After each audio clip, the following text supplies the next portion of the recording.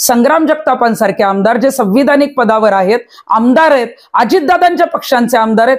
अजितदादा, तुम्ही वारंवार सांगताय, आता तुमच्या पक्षाचा वर्धापन दिन झाला, मी फुले शाहू आंबेडकरांच्या विचारांचा आहे. मग फुले शाहू आंबेडकरांच्या विचारांचा असल्यावर तुमचे एक आमदार वारंवार व्हिडिओ टाकतायत, धमक्या देतायत आणि म्हणतायत की आम्ही मुस्लिम कर्मचाऱ्यांना काढू, आता शिर्डीत जाऊन पण तेच करू. कुठंतरी या संग्राम जगतापांना आवर घाला.